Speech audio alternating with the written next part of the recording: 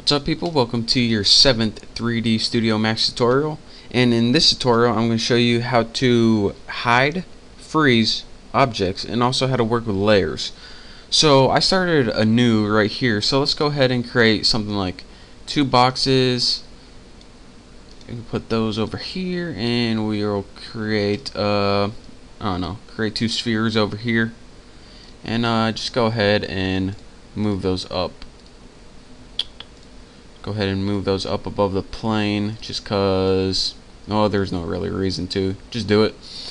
And now let's go ahead and get started with the tutorial. So you can go ahead and hide and freeze objects. Now when you freeze an object, it prevents it from moving or being selected, but it's still rendered out. And when you hide an object, it hides it from view, and also it's not rendered. So if you're wondering, alright, how do I do this? In order to hide or freeze an object, go to Tools and go ahead and go to Display Floater. And now this brings up your pretty much hide and freeze panel. So now if you go ahead and click an object, like I said, you can go ahead and freeze it under this section and put freeze selected. And as you can see, anything that's frozen, it turns gray. So you can take this one and freeze it too. So freeze selected. And now you can see, like I said, anytime it's frozen, you can't move it with the mouse. So let me go ahead and try to select this.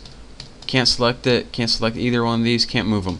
I can select these, but I can't select these. So let's go ahead and unfreeze all, so we can unfreeze everything. And now let me show you what hiding it does. So go ahead and click an object and go ahead hide selected. And what that does is not only hide it from view, but it also, whenever you render it out, that object will not render. So you can hide a bunch of objects, hide selected, and then whenever you want to have them pop up again, just go ahead and press unhide all, and then unhide all of them if you couldn't guess. It's pretty easy, but that's pretty much how you hide and freeze objects. So that's all you need to know for that, pretty much. The other thing I want to show you is about layers.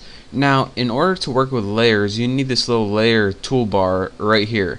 And if you don't have it already, then what you need to do is go to Customize, Show UI, and Show Floating Toolbars. Then the Layers toolbar will pop up and you can dock it in your main toolbar up here. So I'm not going to click it, or a bunch of toolbars are going to pop up, but you do that and get all your layers. I'll wait for you. Did you do it yet? Did you do it? Alright, you good to go? So now you should have this toolbar that popped up along with 80 other toolbars, and I'll show you guys how to create new layers, and also you'll see why new layers are useful. So at default, everything is in your default layer, all 4 objects we created. Bam, bam, bam, bam. But say we want to separate these objects into layers from squares or cubes to spheres. So what we need to do is go click create new layer, which is the 3 pieces of paper with a little star on it, and then we got a new layer, and we'll name mine balls. Can't name it spheres because spheres isn't funny at all. We gotta name it balls. Go ahead and click OK. Now go ahead and select an object, and you need to hit this add selection to current layer. Then go ahead and select this and click add selection to current layer. So now we got these 2 balls in our layer. So let's go ahead and create another layer for the cubes. Create a new layer and create cubes. Press OK and do the same thing. Add this to the layer and add this to the layer.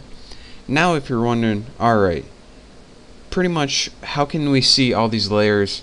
Well, I'm just going to show you. Enough talking. Go ahead and click on Manage Layers, and now you can see that you have a default layer with no objects in it, and you have, if you click this little plus sign next to balls, you have sphere 01, and next to cubes, somehow I got sphere 02 in there. Just go ahead and cut that and paste it in here. So we got our 2 spheres in balls and our 2 boxes in cubes. So this is pretty much how you can work with layers easier. And if you're saying, alright, what's the point of layers just for, aside from giving me a tutorial on them? Well, if you go ahead and collapse those again, what you can do, instead of hiding or freezing individual objects, you can now hide and freeze entire layers. So look at that. If you want to freeze all of your cubes, go ahead and freeze cubes. If you want to hide all of your balls, go ahead and hide both of your balls. And this is just an easy way that you can work with a group of layers. So say for example you have a huge animation with a portion of things that you don't want to accidentally mess up. Just put them all in a layer and freeze them, and then you can't move them around no matter what. So in order to delete a layer, you need to meet two criteria. First of all, no matter what, well, I'll show you first. First of all, it needs to be empty. So go ahead and cut the objects out of that and paste it in default. And as you can see, this cubes layer is empty right now. But if we go ahead and try to put delete highlighted empty layers, we can't. That's because there's a checkbox right here. Go ahead and check another layer and then you can delete it. So you can't delete any layer that has a checkbox on it, or if it has something in it. So again, if you want to delete this layer balls, you just can't highlight balls and press the X. You have to cut everything out of it, paste it into somewhere else, cut, paste, because you know it has to go somewhere. You just can't delete a layer and all your objects are going to delete. And then make sure it's not checked, highlight it, and then go ahead and press the delete highlighted empty layers button, and it'll delete highlighted empty layers. Pretty simple. So that's your pretty much, let me think if there's anything I forgot. I've already covered that pretty much. So yeah, that's it for this tutorial. You finally made it through it. I know it was tough, but thank you guys for watching. If there's anything I forgot, I'll just put them in the next tutorial, but I think I covered everything, all the basics at least. So again, thank you guys for watching. Don't forget to subscribe, and I will see you next tutorial.